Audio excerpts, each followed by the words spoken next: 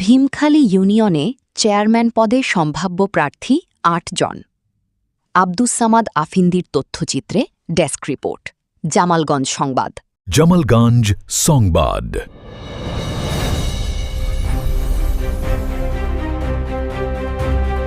সুনামগঞ্জের জামালগঞ্জ উপজেলার ৫ নং ভীমখালী ইউনিয়নে আসন্ন ইউনিয়ন পরিষদ নির্বাচনকে ঘিরে শুরু হয়েছে ব্যাপক আলোচনা ও রাজনৈতিক সমীকরণ। চেয়ারম্যান পদে সম্ভাব্য প্রার্থীদের নিয়ে এখন সরগরম পুরো ইউনিয়ন। স্থানীয় সূত্রে জানা গেছে, যাদের নাম সবচেয়ে বেশি আলোচনায় রয়েছে তারা হলেন বর্তমান চেয়ারম্যান আখতারুজ্জামান তালুকদার, সাবেক চেয়ারম্যান দুলাল মিয়া, নতুন মুখ হাফেজ সাইফুল ইসলাম উজ্জ্বল, জুলফিকার তালুকদার ঝুনু, নিজামুদ্দিন, মুফতি এনামুল হাসান ইমাম, মৌলানা জাহাঙ্গীর আলম ও মৌলানা ইলিয়াস আহমদ।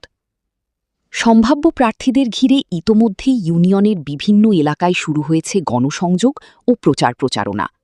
কেউ উন্নয়নের ধারাবাহিকতা বজায় রাখার কথা বলছেন, আবার কেউ নতুন নেতৃত্বের বার্তা দিচ্ছেন ভোটারদের কাছে। স্থানীয়দের মতে এবার ভীমখালী ইউনিয়ন পরিষদ নির্বাচনে চেয়ারম্যান পদে হতে পারে জমজমাট ও প্রতিদ্বন্দ্বিতাপূর্ণ লড়াই।